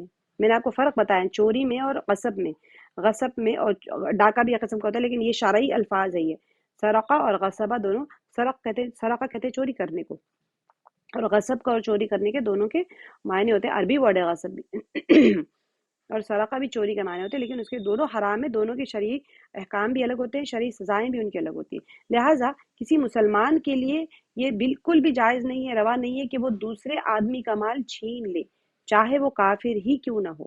یعنی آپ کافر کا مال چھین رہے ہیں تو ایسا نہیں ہے کہ اس کا مال چھیننا آپ کے لیے جائز ہے، हाँ, अगर मुसलमानों के साथ में जंग है, ठीक है, उसके बाद में अगर माल गनीमत हासिल होता है तो फिर वो माल लेना जायज़ है। किसी और के माल पर बिल्कुल दूसरे का हक नहीं होता है, किसी सूरत में नहीं होता है। इसी तरह ज़माने अमन में गैर मुस्लिम ज़िम्मी, अगर अमन का ज़माना होता है, मुसलमानों के मुल्क होता है, वहाँ पर कोई गैर मुस्लिम होता है, उसको ज़िम्मी कहते हैं, जो कि टैक्स दे के रहता है वहाँ पर। उनकी जान और माल की हिफाजत के तौर पर जो जज़िया लिया जाता है, वो भी हलाल है। क्योंकि जो मुस्लिम ममालिक होते हैं वो उसकी सिक्योरिटी देते हैं, तो कोई मुसलमान जाकर उसके घर को लूट ना ले। पहले ज़माने के कानून होते हैं, अब तो चलिए ठीक है, हमने एक कानून बना लिया है, यूनिवर्सल लॉ बना लिया, लेकिन पहले हर खित्ते के अलग अलग कानून होते थे, हर शहर की हर बादशाहत के अलग अलग कानून होते थे। तो जो मुस्लिम ममालिक होते थे उसके अंदर अगर कोई गैर मुस्लिम अमन चाहता है, वहां पर रहना चाहता था, तो वो जजिया देता था, वो टैक्स देता था, और दे के अमन से रहता था। फिर उसकी माल की, उसकी जान की, उसकी इज्जत आबरू की, उसकी औलाद की, हर चीज़ की हिफाजत बादशाह या फिर यहाँ के वो जो गवर्नर्स होते थे उनके जिम्मे लाजिम हो जाती थी। तो कुरान पाक में, क्योंकि जो गैर मुस्लिम होते हैं ना वो ज़कात तो नहीं देते थे, अब ज़कात नहीं देंगे तो फिर उनकी जो इस्तेमाल कर रहे हैं, वो जो सामान इस्तेमाल करते हैं ना, रोड इस्तेमाल कर रहे हैं, सारी चीज़ें इस्तेमाल कर रहे हैं, तो फिर उसका उनको भी टैक्स देना पड़ता है। जैसे मुसलमान होते हैं वो ज़कात देते थे बैतुल माल में, तो बैतुल माल से ही तो गवर्नमेंट चलती थी ना। तो इसी वजह से जो गैर मुस्लिम होते हैं, क्योंकि उनके ऊपर ज़कात फ़र्ज़ नहीं है, तो फिर वो टैक्स देके अपने अमन अमान की माहदा करते थे। तो कुरान पाक में फ़कीर और मिस्कीन, अच्छा यहाँ पर एक मिस्कीन कहा गया है ना, यहाँ पर जो आयत में कहा गया है कि फ़कानत ली मसाकीन। अब यहाँ पर एक छोटा सा फ़र्क आप लोगों को जानना ज़रूरी है कि कुरान पाक में फ़करा और मसाकीन के बारे में आया है, ठीक है। इन दोनों के बीच में जो अक्सर मकामात पर ये इस्तेमाल हुए हैं, दोनों भी चीज़ें इस्तेमाल हुई, तो इनकी अलामात बयान की गई हैं, आप लोग को भी बहुत जानना ज़रूरी है, ज़कात के लिए भी। और फ़ुक़रा और मसाकीन के बीच में फ़र्क बहुत अहम होता है। आजकल तो ना फ़कीर मिलता है ना मिस्कीन मिलता है, मगर फिर भी आप लोगों को जानना बहुत ज़रूरी है कि मुफस्सिरीन का इस बारे में इख्तलाफ है, हर दो किस्म के लोगों में से कौन ज़्यादा मोहताज है, ठीक है। बाज़ फ़कीर को ज़्यादा मोहताज समझते हैं और बाज़ लोग मिस्कीन को ज़्यादा मोहताज समझते हैं, मसीन मसाकीन जो होते हैं। तो मसाकीन किसके ऊपर बोला जाता है? उस शख्स पर बोला जाता है जो बिल्कुल तहे दस्त हो, यानी बिल्कुल तह के नीचे को, हाथ नीचे बिल्कुल मांगने वाला हो। सूरह बलद में भी आया है इसके बारे में कि यानी बिल्कुल मिट्टी में हो, यानी औ मिस्कीनन ज़ा मतरबा, तुराब कहते हैं मट्टी को, मट्टी वाला, बिल्कुल कुछ नहीं है उसके पास में, जो सूरह बलद में आया है कि यानी बिल्कुल मिट्टी में मिला हुआ, जिसके पास बिल्कुल कुछ नहीं है, उसको मिस्कीन कहा गया है। दूसरी तरफ फकीर का लफ्ज उस शख्स के लिए बोला गया है जिसके पास कुछ न कुछ जरिए आमदनी मौजूद हो, मगर वो उसकी जायज जरूरियात के लिए काफी ना हो, ठीक है। मिस्कीन तो बिल्कुल उसके पास कुछ नहीं है, और फकीर उसके पास जरिया आमदनी तो है, लेकिन उसके लिए जायज जरूरियात पूरी करने की उसके पास उतनी इस्तात नहीं। अब बाद मुफस्सिरीन ने क्या हुआ, इन इस्तिलाहात को उलट करके कहा है कि भाई मिस्कीन वो होता है जिसके पास कुछ भी नहीं होता है, सॉरी, आमदनी होती है, और फकीर वो है जिसके पास कुछ भी नहीं होता है, मगर उसके गुजारा जी, जो बिल्कुल ऑपोजिट अगर आप मीनिंग करें तो मिस्किन वो है जिसके पास थोड़ा बहुत मौजूद है, मगर उसका जो गुजारा है वो उतना उसकी वक़ात नहीं होती है। तो इन हजरात की दलील ये है कि फ़ुक़र का लुग़वी मायने रीढ़ की हड्डी के हैं, अगर वो टूट जाए तो आदमी बिल्कुल नाकारा हो जाता है। लिहाजा फ़कीर वो शख्स हैं जो बिल्कुल बेयार व मददगार हैं। ये मुफस्सिरीन का कौल है जो कहते हैं कि फ़कीर और मिस्कीन, यानी मिस्कीन के पास इतनी आमदनी तो है लेकिन पूरी नहीं हो सकती। तो इस वजह से, क्योंकि यहाँ पर भी, और जिसके पास एक वक्त का खाना भी मौजूद नहीं है, बहरहाल वो फ़कीर और मिस्कीन दोनों मोहताज है। अच्छा, अब यहाँ पर एक चीज़ को याद रखें, फ़कीर और मिस्कीन दोनों मोहताज हैं, लेकिन सिर्फ दर्जे बताए जा रहे हैं कि मिस्कीन वो हैं, दो मुफस्सिरीन के कौल के मुताबिक थोड़ी बहुत तब्दीली के साथ में बताया गया है। तो बहरहाल फ़कीर और मिस्कीन दोनों मोहताज हैं, इसीलिए सूरह तौबा में जहाँ अल्लाह ताला ने ज़कात के खर्च की जो बताया है किसको देना चाहिए, वहाँ पर बयान कर दिया जाए, सबसे पहले फ़कीर और मिस्कीन को इसका मुस्तहिक़ करार दिया, इन्नमा सदक़ातु लिल फ़ुक़राई वल मसाकीन। अच्छा, अब यहाँ पर कश्ती की मिल्कियत के बारे में देखें कि बाज़ मुफस्सिरीन ने इन मसाकीन की तफसील भी बयान की है। वो इस कश्ती के ज़रिए क्या कहते हैं, मेहनत मजदूरी करते थे, जो कश्ती वाले थे ना, وہ لوگ کون تھے؟ ہو سکتا ہے کہ انہوں نے کسی دوسرے شخص سے کرائے پر لے رکھی ہو، اور جو بھی ان کی آمدنی کا کچھ حصہ اصل میں وہ مالک کو بھی دے دیا کرتے تھے، اور بظاہر یہی معلوم ہوتا ہے کہ کشتی خود انہی کی ملکیت تھی۔ بعض مفسرین کے مطابق وہ کشتی ان کی ملکیت تھی۔ وہ 10 بھائی تھے، ان میں سے 5 تندرست اور توانا تھے اور کام کرتے تھے، جبکہ 5 بھائی ان کے اپاہج تھے، یعنی معذور تھے اور کام کاج کے قابل نہیں تھے، لہٰذا سارے کے سارے بھائیوں کا جو گزر ہوتا تھا وہ اسی کشتی کی آمدنی پر تھا۔ تو یہ حالات میں کشتی عیبدار کر دینا یہ سب بھائیوں سے ذریعہ روزگار چھیننے کے برابر ہے نا۔ تو جس وجہ سے موسیٰ علیہ السلام نے سخت تشویش ظاہر کی کہ آپ نے ایسے کیسے کر دیا، کشتی توڑ دی، ان کا تو ذریعہ آمدنی ختم ہو جائے گا، ہے نا۔ تو اچھا، عیب کرنے کی کیا مصلحت تھی؟ اس کشتی کو عیبدار بنانے کی مصلحت کیا تھی؟ موسیٰ علیہ السلام نے سوال کیوں کیا وہ تو آپ کو پتہ چل گیا، مسکین اور فقیر میں کیا فرق ہے وہ بھی آپ کو پتہ چل گیا۔ اب عیب کرنے کی مصلحت کیا تھی؟ تو مفسرین کرام فرماتے ہیں کہ خضر علیہ السلام کا کشتی کو عیبناک بنا دینا اس کی درستگی سے بہتر تھا، یعنی ان کے حالات جو تھے وہ ان کو پتہ تھا نا، خضر اسلام کو علم تکوینی تھا، مصلحت اسی میں تھی۔ تو اگر یہ کشتی صحیح سلامت رہتی تو پکڑی جاتی اور وہ مساکین کا جو ذریعہ آمدنی ہے اس سے وہ محروم ہو جاتے۔ تو کیا ہوا یہاں پر؟ مفسرین کی روایت کے مطابق جب کشتی پکڑے جانے کی حد سے گزر گئی، ٹھیک ہے، ایک لمٹ تھی وہاں پر پکڑے تھے، جیسا ہوتا ہے نا ہاربرز ہوتے ہیں جہاں پر ٹیکس لیا جاتا ہے یا پھر پکڑے جاتے ہیں، وہ ہاربر کراس کر کے چلے گئے تو پھر حضرت خضر علیہ السلام نے خود اپنے ہاتھ سے ٹوٹے ہوئے تختے کو پھر سے درست حالت میں کر دیا۔ تو کیونکہ آپ صاحب معجزہ تھے اور اللہ تعالیٰ نے ان کو اس چیز کے لیے معمور کر کے رکھا تھا، ان کے ہاتھ سے معجزات صادر ہوتے تھے، تو لہٰذا مصلحت اللہ تعالیٰ کی یہی تھی، اور اسی کے مطابق کشتی کو پہلے انہوں نے توڑا، پھر خضر علیہ السلام نے پھر دوبارہ سے انہوں نے اپنے ہاتھوں سے اس کو دوبارہ سے ٹھیک کر دیا۔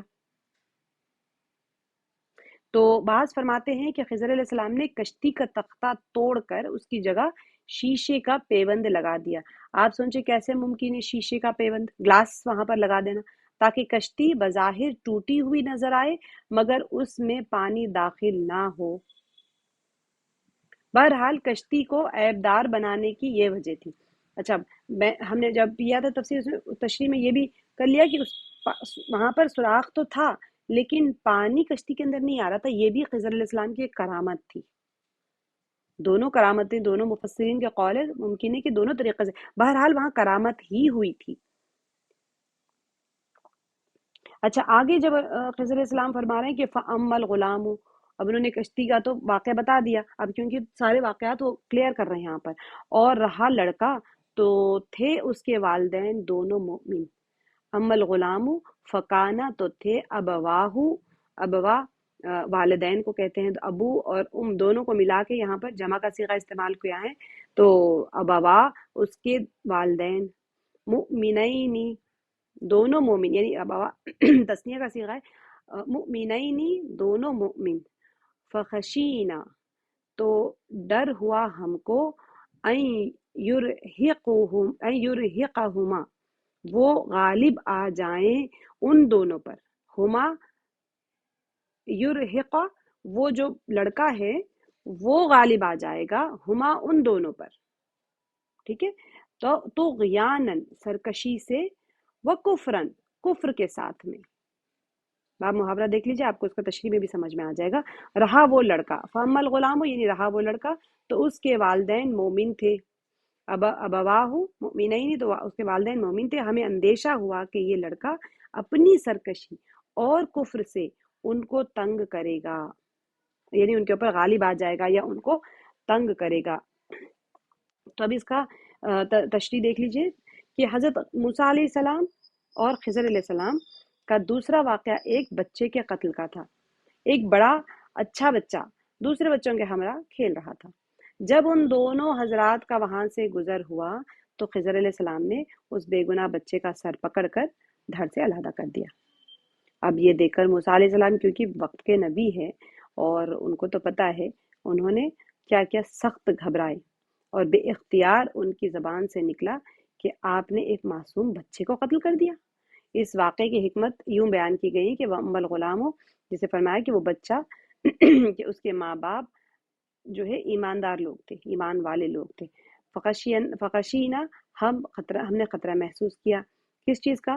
کہ وہ جو دونوں کو وہ بچہ جو ہے وہ بڑا ہو کے سرکش اور کافر ہو جائے گا، اور ماں باپ محبت میں رہتے ہیں نا، تو آگے بھی بتا رہے ہیں کہ والدین کی محبت ایسی ہوتی ہے بچے کی طرف کی، وہ غالب آ جاتا ہے ان کے اوپر۔ تو ایسا نہ ہو کہ وہ بچے کے ساتھ والدین کو بڑی محبت ہے مگر وہ نہیں جانتے کہ بڑا ہو کر وہ ان کے لیے وبال جان بن جائے گا۔ تو یہ وبال جان کس وجہ سے، کس طرح سے بنے گا؟ وہ کفر اور شرک میں مبتلا ہو کر، اور یہ بات خود ان کے حق میں نقصان دہ ہوگی۔ تو یہ اس وجہ سے اللہ تعالیٰ نے حکم فرمایا۔ تو یہاں پر اللہ تعالیٰ، یہاں پر آیت نمبر 81 میں فَأَرَدْنَا، تو ارادہ کیا ہم نے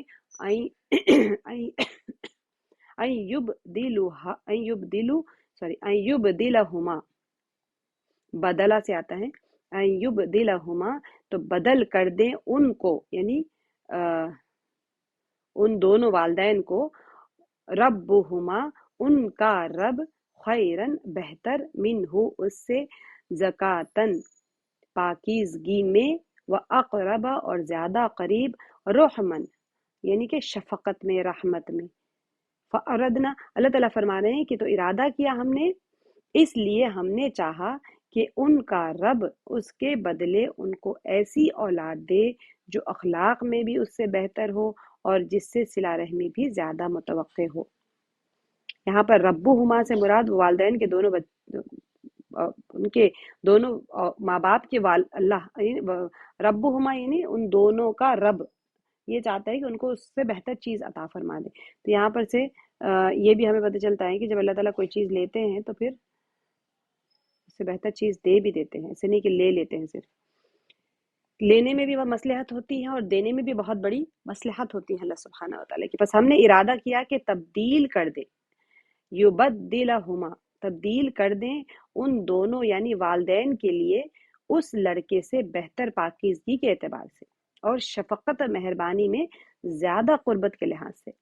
اب وہ جو بچہ ہے وہ بچہ تو بڑے ہو کے گناہ گار ہوگا، ابھی تو بچہ ہے، تو اللہ تعالیٰ کو یہ منظور نہیں تھا کیونکہ وہ نیک تھے۔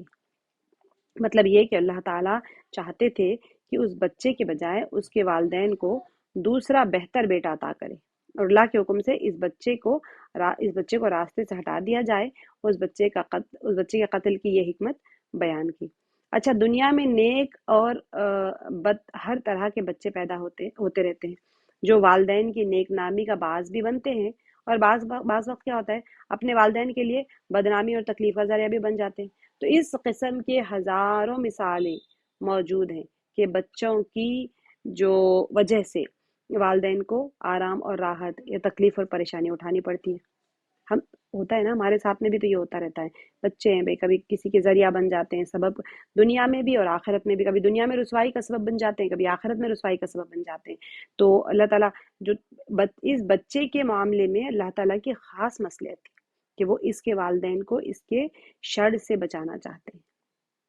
اسی لیے صحیحین میں روایت آتی ہیں کہ ام الغلام، اب یہاں پر فَبِّيَ کافرن، تو یہاں پر اس بچے کی استعداد اور صلاحیت اس قسم کی تھی کہ وہ بڑا ہو کر کافر ہی ہوتا، لہٰذا اللہ تعالیٰ کی حکمت میں بچے کی بہتری اسی میں تھی کہ بچے کو مکلف ہونے کی عمر تک پہنچنے سے پہلے ہی ختم کر دیا جائے۔ والدین نیک ہیں، نیک والدین کی اولاد ہیں، تو پھر اللہ تعالیٰ نہیں چاہ رہے تھے کہ وہ بڑا ہو کے کافر بن جائے اور اس کے کفر کی وجہ سے والدین کو دنیا میں بھی رسوائی ہو اور آخرت میں بھی رسوائی ہو۔ تو جب کوئی چیز چلی جاتی ہے نا تو پھر اللہ تعالیٰ اس میں بہت بڑی بڑی مصلحتیں چھپا کے رکھتے ہیں، ہمیں پتہ نہیں چلتا کہ کیا مصلحت ہے اس کے اندر میں۔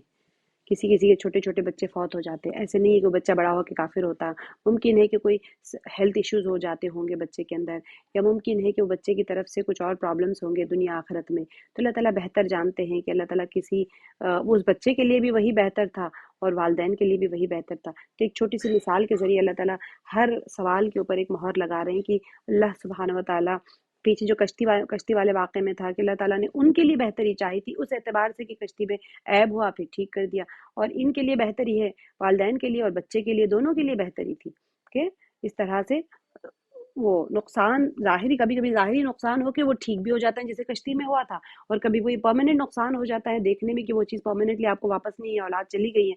لیکن بچے کا نعم البدل بھی اللہ تعالیٰ فرما رہے ہیں کہ بعض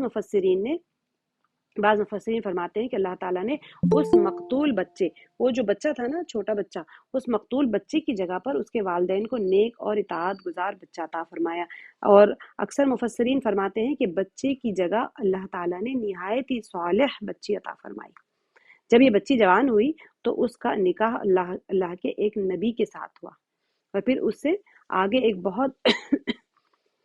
بہت نبی پیدا ہوئے، جس کی وجہ سے اللہ تعالیٰ کی مخلوق میں سے ایک امت کو ہدایت نصیب ہوئی۔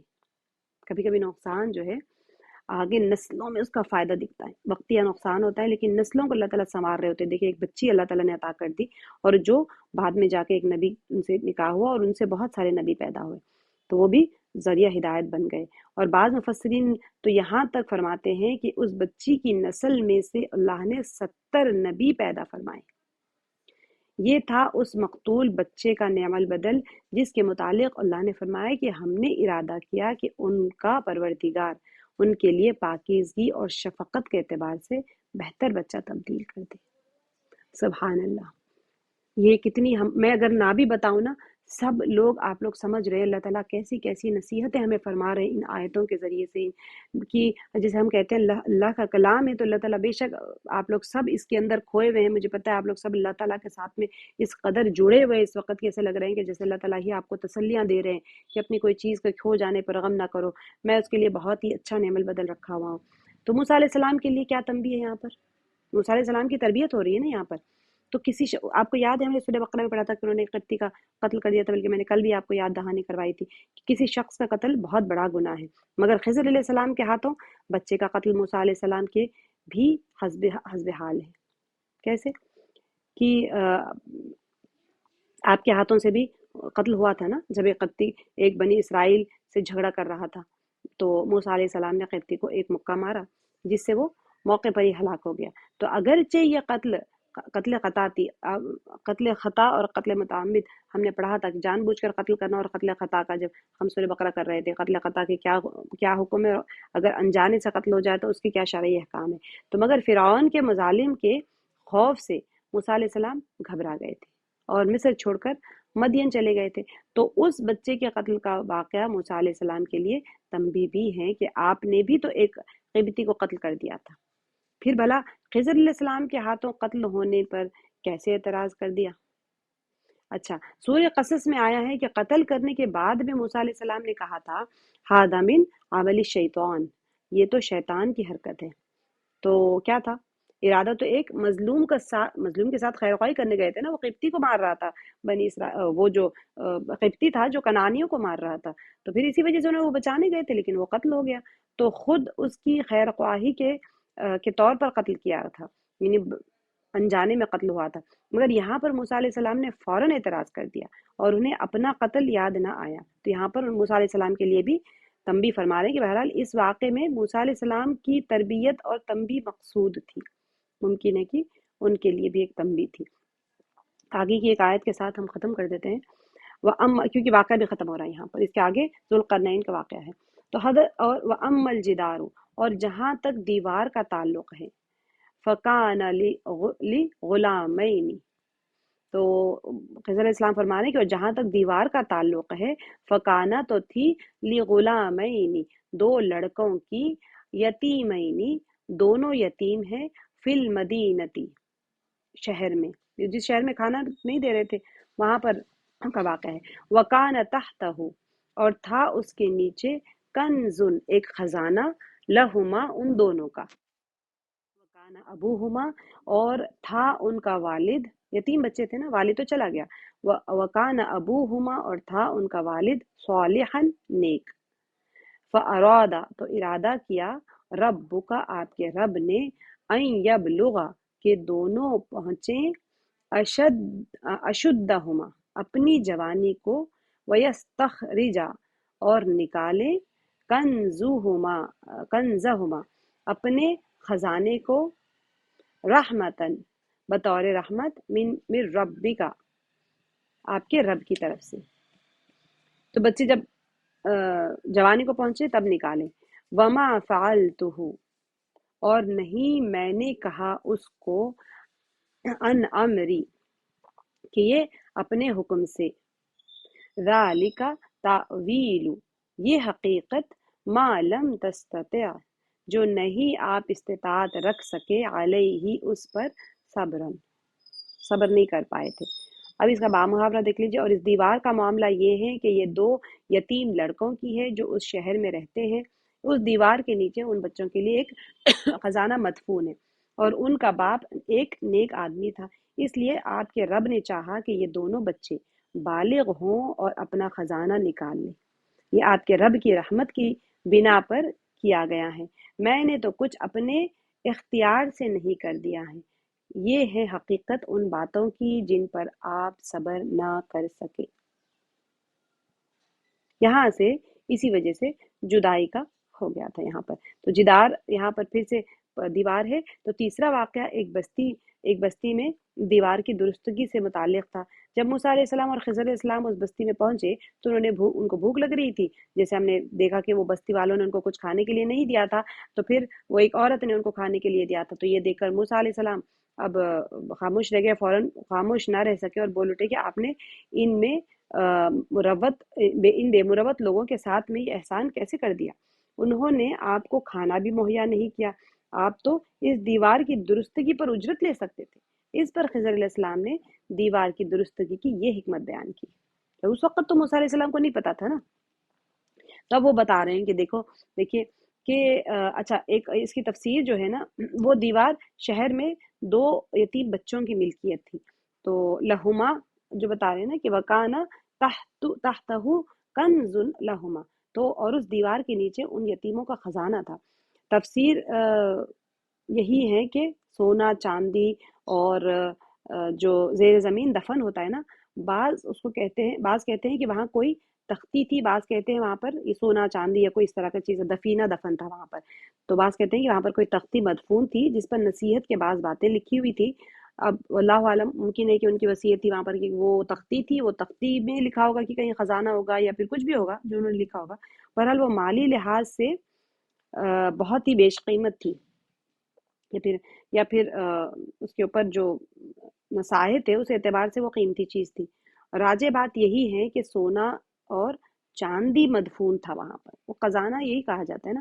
تو یہ سونے چاندی کی تختی تھی، ممکن ہے کہ اچھا تختی سونے چاندی کی تھی، بہرحال وہاں پر کنز تھا۔ اگر وہ دیوار گر جاتی تو خزانہ ظاہر ہو جاتا اور یتیم بچوں کا مال گاؤں کے دوسرے لوگ ہتھیا لیتے، کیونکہ آپ کو پتہ ہے وہ گاؤں والوں کا کیریکٹر بھی بتا دیا گیا کہ وہ کھانے کو ہی نہیں دے رہے ایک مہمان کو، تو ان کا کیریکٹر کیا ہوگا؟ اگر مال مل جائے تو کیا وہ امانت دار ہوں گے؟ نہیں ہوں گے۔ اور دوسری بات کیا بتائی گئی؟ دیکھیں تینوں واقعات میں کیا بتایا جا رہا ہے، ایک بہت اچھی طریقے سے آپ کو اس کے اوپر روشنی پڑ رہی کہ جو نیک لوگ ہوتے ہیں نا، ان کے لیے صرف جنت کے وعدے ہی نہیں ہے، دنیا میں بھی ان کے لیے جو 5-10 بھائی تھے، اس میں سے 5 کما رہے تھے، 5 اپاہج تھے، وہ 5 کما کے بھائیوں کو چلا رہے تھے، وہ نیک ہی تو بندے ہیں نا۔ اور جو دوسرے واقعے میں بھی تھا کہ والدین نیک تھے، بچے کو قتل کر دیا گیا اور ان کو نیک اولاد دے دی گئی، اور یہاں پر بھی وہ والدین ان کے نیک تھے جس کا یتیموں کا مال اللہ تعالیٰ محافظت کر رہے ہیں۔ تو ایک انسان کو یہ تسلی دی جا رہی ہے، یہ مکے والوں کا دور چل رہا ہے، سوچے نیکی کرنے کا صلہ صرف تمہاری زندگی میں ہی نہیں ہے، باقیات الصالحات کی طرح قبر میں بھی تم اس کو پاتے رہو گے اور تمہاری نسلیں اس کو پائیں گی۔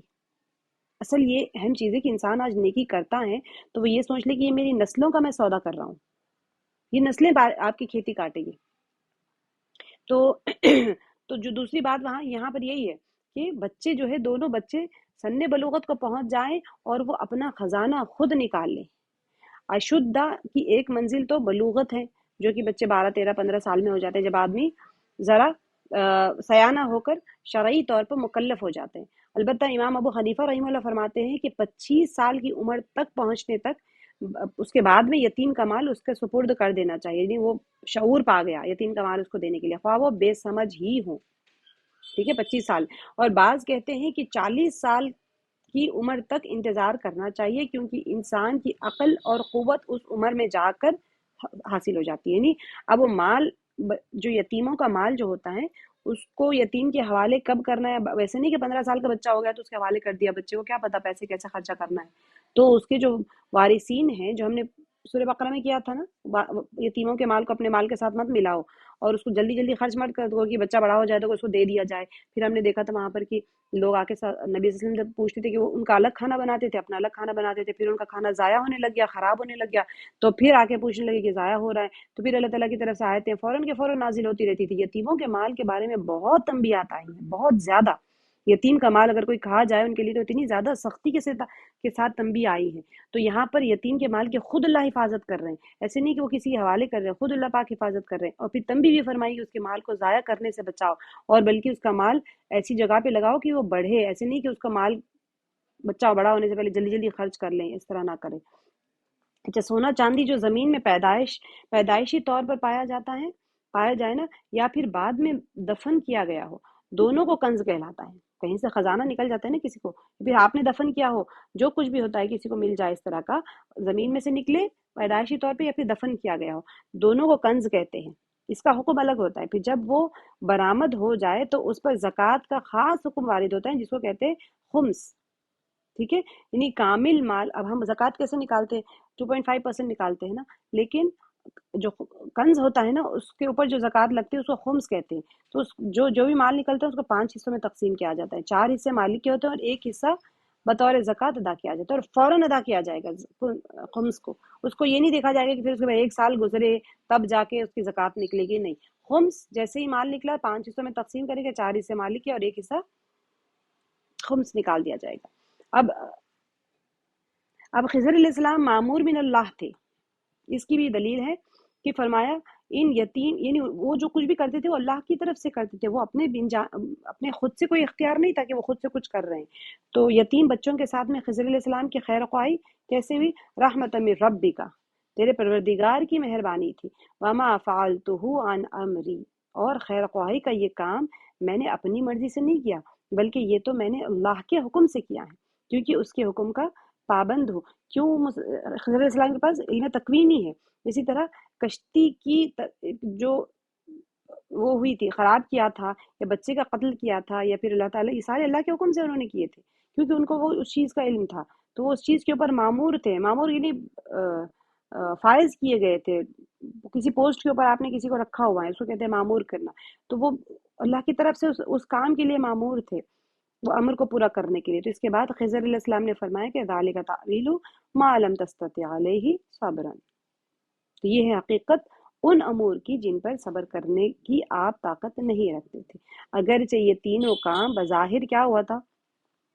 خلاف واقع تھے نا، اس طرح سے نہیں کرنا تھا، مگر ان کی حقیقت کو اللہ ہی جانتے تھے، اور اسی کے حکم سے میں نے یہ کام انجام دیے۔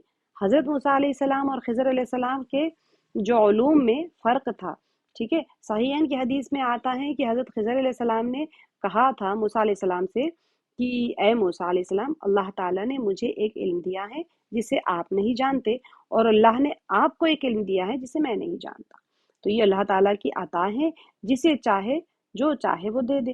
انبیاء کے معاملے الگ الگ، انبیاء کے جو ان کے جو محکمے ہوتے ہیں، جو پوسٹ ہوتے ہیں، وہ الگ الگ ہوتے ہیں۔ اللہ تعالیٰ نے موسیٰ علیہ السلام کو شریعت کا علم عطا فرمایا تھا، جبکہ خضر علیہ السلام کے پاس میں تکوینیات کا ڈپارٹمنٹ تھا، تو آپ اسی سلسلے میں اپنا فرض ادا کر رہے تھے۔ اب جیسے میں نے آپ کو بتایا تھا کہ خضر علیہ السلام نبی میں سے نبی تھے یا ولی تھے یا کیا تھے، اس کے اندر بھی بہت سارے اختلافات ہیں۔ تو یہاں پر اس کے ساتھ ہی ہمارا جو ہے واقعہ ہمارا پورا ختم ہوتا ہے۔ اللہ کے حکم سے آج بہت ٹائم لگ گیا تھا اس چیز کے ختم کرنے میں، الحمدللہ آج ہمارا یہ مکمل ہوتا ہے یہ واقعہ، خضر علیہ السلام کے ساتھ میں جو کچھ بھی پیش آئے تھے۔ اور